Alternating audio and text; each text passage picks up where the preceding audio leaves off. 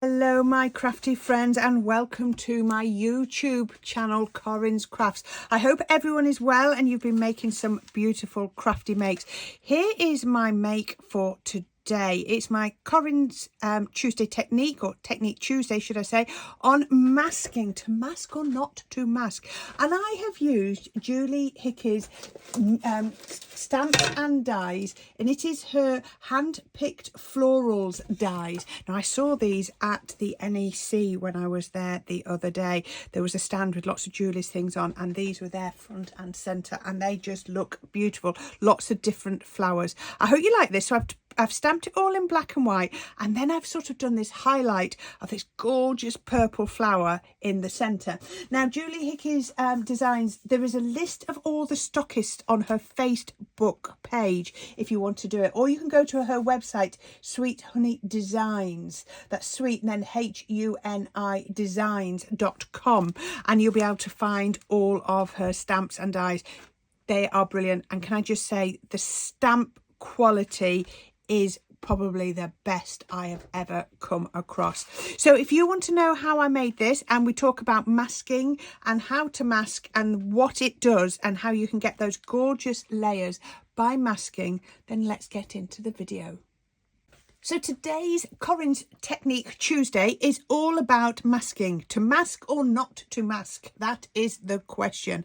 Now, there are times when you don't mask, and I've seen some beautiful projects recently where you don't need to mask. You can just go in and do your inking. But this is one where I think you do. Now, I've got these beautiful, beautiful stamps from Julie Hickey. I've known Julie for a lot of years, and I just love her florals. You have to excuse me, I've put my masks over the top. So these are her hand-picked florals. It's an A5 stamp set with the matching dies, which is always really, really useful. Now I'm going to be using quite a few of these, and I'm going to show you what I would be doing. Now I'm going to stamp to make the mask. All I've done is I've got a mask sheet. You can get them from, I know Crafter's Companion sell it, Sticks 2 sell it. It is basically, it's a very thin paper with a light stick on the back. It reminds me very much of your post-it notes. So all I'm going to do is I'm going to stamp the stamp that I want onto there. Let's do that one, and let's do that one. Doing one at a time. Then now the ink you do this with isn't uber important because this is just going to hold it, but I'm going to be doing some stamping with my alcohol proof ink, so it's as easy to stamp my masks with that. So look at this. Now I just want to tell you, I am new to Julie's stamps. Oh my goodness me, the very first stamp, I peeled it off the carrier sheet and I stamped it, and oh my goodness me, the quality of the stamps is amazing. As someone who's doing a lot of stamping, I could feel it straight away. I could feel the quality of the stamps. They just stamp perfect every time. So what I would then do is I'd lift that up. Now you can cut this so easy. You almost don't have to cut, because watch this. I can just, look at this. I'm just sliding my scissors in there. Now I'm not going to use the dies to cut them, because if I use the dies, I get a little white border around the edge, and I don't want this. So I'm cutting it right on that line. So you cut those out until, and then I can show you the ones that I've already done. You see, I've cut these out just like this. I just have to be careful lifting them up, because I don't want to, well, if they rip, it doesn't matter, because I can just stick them down on the right places. So you can just see, look, there we go. I've cut that out as a mask, and the other one that I was doing is there. So I've just cut out quite a few, and I've got a few more on that side, because you can never have too many. So what I want to do before I start, I always like to stamp onto a mat, is I'm going to take this, oops, a little bit of masking tape there, and I'm going to grab, now on here you've got a 6-petaled and a 5-petaled stamp. So I'm going to take the 5-petaled one, and I'm going to pop it onto my block. Now you could be doing this on any sort of stamping medium that you like. As I said, the quality of these stamps is absolutely second to none. So I didn't need to use my platform. Look at that. That is amazing, amazing quality. So I'm now going to take my die. So it's the 5 petal. So I'm going to take that and I'm going to line it up. Have I picked the right way? Yep, first time. Sometimes it twists round and round and round. And then we're going to line it up. Now, there is different schools of camp that die cut first, then line it up using a stamping platform and then stamp. So die cut and then stamp. Or there's other schools where you stamp like I've done and then die cut. It obviously, for me, it depends on the die. If I can see through the die, like I can with these, I'll often stamp first and then line it up. Trial and error, you will find. So if you're a bit unsure, go get a little piece of scrap card and do that first. Oh, that was sticking. So now you can see, absolutely perfect. Could have gone over a little bit more, but not to worry. I'm trying to do this without going above the camera. Okay, so that's cut that out beautifully. Oh, I meant to say, this is actually my alcohol blending card. So yeah, perfect. So I'm going to put that to one side. What I'm going to do is I've got another strip of card here. Again, my alcohol blending card, and I'm going to stamp that exact same flower on. You see, I didn't even take it off my stamping block. Put my ink on, and then I'm just going to pop that roughly in the middle. There we go. There we are. That is the flower I want to be front and centre of my project. So what I need to do now is to grab my mask. And you can see they are multi-use. You don't have to use a mask just once. I'm going to grab my mask and I'm going to lay it over the top, just like that. So what I'm doing now is I'm protecting the integrity, so to speak, of everything below there. So then it's just about building up your design. And this is why I've created quite a few other masks. So let's, after we've done that, I'm going to go with the foliage. Let's take that one off and put the foliage on. And I'm going to do ink it again. And I'm just going, this will be different to the one you've seen that I've finished. So I'm going to stamp it onto here and I'm coming over the top of that flower. So it's going to look a little bit strange to begin with. And I'm going to do it on the same. Now, the reason your masking paper is so thin is because if it's got any height, you can't stamp right up to it. You end up with a gap. So you can see on here, because it's so thin, it's taking it really well. So let's just then come in with another design. Just make this up as you go along. So I'm going to take this. Now, this is actually bigger than my final piece, but what I wanted to do was stamp and then cut down later. So I'm going to have a few little flowers coming out of behind there. So remember, when I take this off, those are going to pop into the background. So I've got this one here. I want to put another flower up there, but I want this one to be in the front. If I'd have wanted those to go in the background, I would have stamped them next. So I'm just going to use my masks, line it up just there. There we go, and pop that one on here. So I've got masks on top of masks, but it's not a problem. So let's go with the 6 petaled one. Ooh, where's it gone? 1, 2, 3, 4, 5. What have I done with the... Oh, it's on that side. There it is. 6 petaled one. We're going to take that and I'm going to ink on here. And then we're just going to pop that. Actually, before I put that, I want to put another one on. I want to do... I'm going to pop this corner one on. Oh, changed my mind. Right. Sometimes you just have to think about your composition. So I've got something else that I want to be quite front and centre. So I'm going to pop this one on just there. So I'll mask that out. Now, I told you if the masks rip, it doesn't matter because I know this mask has already ripped. So just work out which way round it goes. This mask, I think, nope. which way round does this mask go? Goes that way. And then the other little piece that ripped off, I can just pop back on just there. Right, now I've done that, and I've got that bit there, I can now go in with my 6-petaled stamp. You will get mucky fingers. I think I'm going to have filthy fingers in a minute. So I'm just building up the background, just remembering what I want at the front and what I want at the background. So I want that one to be more up front than this one. So this one's going to go here, and I'm going right off the edge of my papers, just like that. I just need to wipe my hands.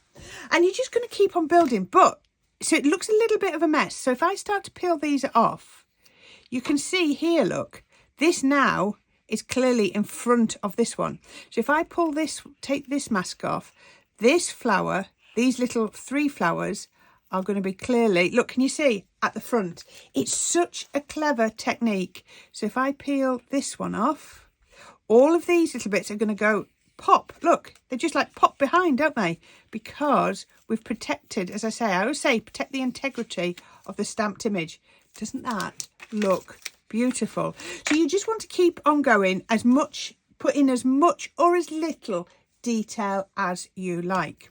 So what we've got now is, find all my bits again. So let's move these out of the way. I've got this flower here that matches this one. So what we're going to do is we're going to keep this black and white apart from this flower in the middle, and we're going to give that, we're going to colour that one up. So I've got a piece of card and I'm going to colour it on here, and I'm just going to get my pens. As I said, alcohol cardstock, so I'm going in with my alcohol pens. If I'd have gone in with my waterproof ink, I could have gone in with some watercolour pens.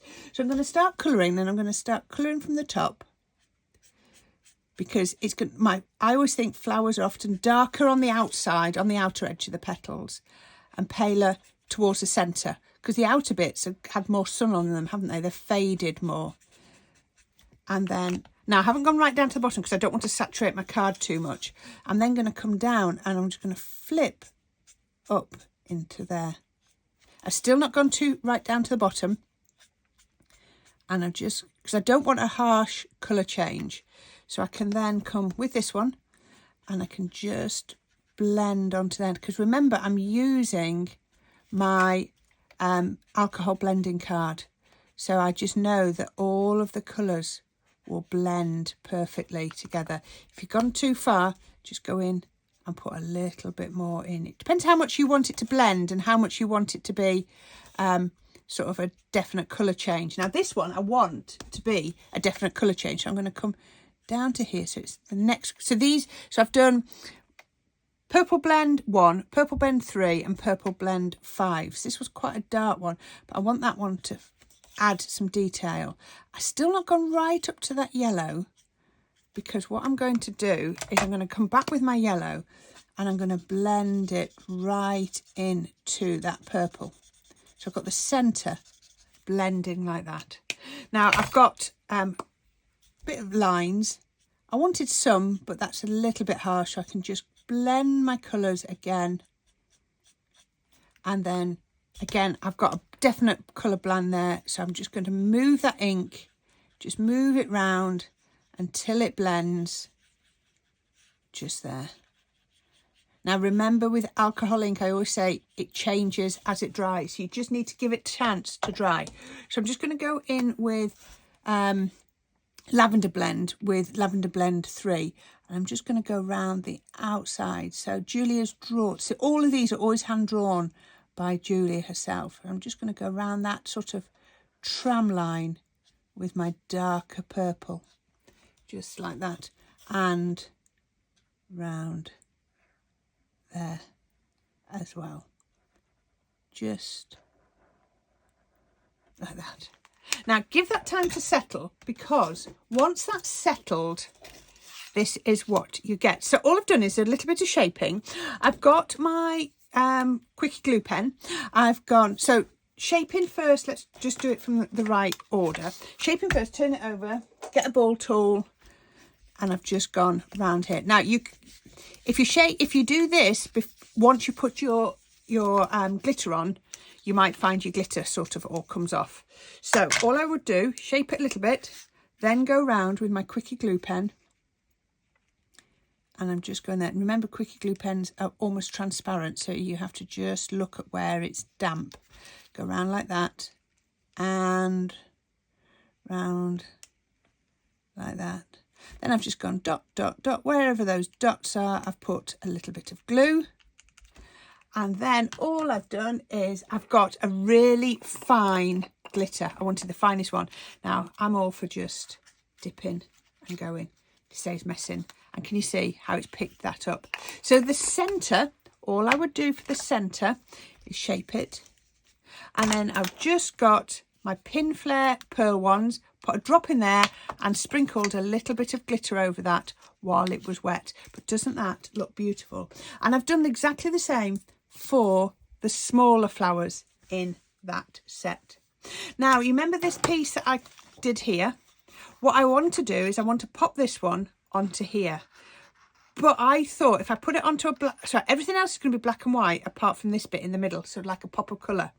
But I thought if I leave that white, it might look a bit harsh. So what I've done is on the one I've trimmed down to the size I need, I've coloured it underneath. So if this lifts, get it the right way around, if this lifts, you can see the colour underneath. So it sort of carries that colour through. So I have got, now I decided to cheat. I'd got some paper that was already textured and I thought I'd use that for this. Just save me a little bit of time. So all I'm going to do is I've got a card and it's 6.5 wide by 7.5, yeah, 7.5 long. So width is 7.5, height is 6.5. And I'm going to pop this on. Now I'm going to go in with a wet glue because until I know where I want everything to be, I just need that wiggle room. So I'm going to pop some wet glue on the back of here. Let's get this out of the way so you can actually see what I'm doing. And I'm going to pop this on to here. Let me just sort of start to line that up. I just want a little bit of white showing on that side. So it's unusual for me. I've not got a matte layer first. Everything's going straight on. That was not a bad guess, Corrine. I'm impressed. Right, so put that one on there. I've got some foam tape on here to lift this up. So this is my 3mm foam tape, she says, with doubt in her voice. I'm not totally sure. I think it is. Foam pads, foam tape, or, oops, I've got a pin stuck to my finger. Or you could even do it with your 3D glue gel as well if you wanted to. So a little bit on there to give me time to move it around. And you'll see what I've also done is I've just picked out a few of the circles with the same yellow pearl wand as I used in the centre of the flower. And take that one off there. Take this one off here.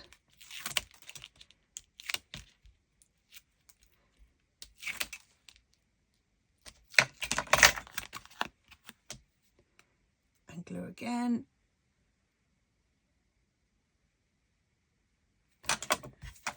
And that's going to go on that side. Again, don't be afraid of the white. White, it can be your best friend. So I'm going to bring this flower back in. Let's get my 3D glue. Let's put a nice blob of 3D glue in there because we're going to need to lift it and move it in a minute. So that's going to go there. I then took some of that foliage and I've just cut it out with the die and I'm just going to lift it and put it under there. Now the other thing I did was I just found another one, a die that I'd got for foliage because I do like to add white foliage. Oh, I've turned it all around. Keep it in the right place. That would actually look quite nice if you turned it round because you'd give a different effect, wouldn't it? It would be, now do I want to do that? Do I want to put this foliage on? Oh, decisions. Let's put that on there. Let's put that one like that. Can you see how these cards all evolve as we go? Then what I could do is that one is that one. So if I could turn it, Oh yeah, I like that even more. Oh, it makes it look like a double flower. Oh, I like that. That wasn't what I was planning to do, but it just turned and I thought, oh yes, I like that. So it looks like a double flower now. You see, these things happen by accident. These happy accidents can be the best. And sentiment, just a random sentiment that I had in my kit. I'm going to pop that down in that corner. Those 3 flowers are going to come on here. And we're going to pop a little bit of glue on this side. And then we're just going to fill those around the edge. You'll always notice I do put my flowers quite close together. I do like my flowers all sort of compacted together. There we go, you can see overlapping. And then I took one of those pieces and I trimmed it down. You don't have to trim it neatly because we're going to tuck all of the bits under there. So all of those cut edges are going to be hidden. No one's going to see them. And that will actually pop straight under there like that. You need your foliage. Please don't forget your foliage. I've talked about this so often. Yeah, I think it's important. And that is my first ever card made using Julie Hickey's hand-picked florals. Aren't they absolutely gorgeous?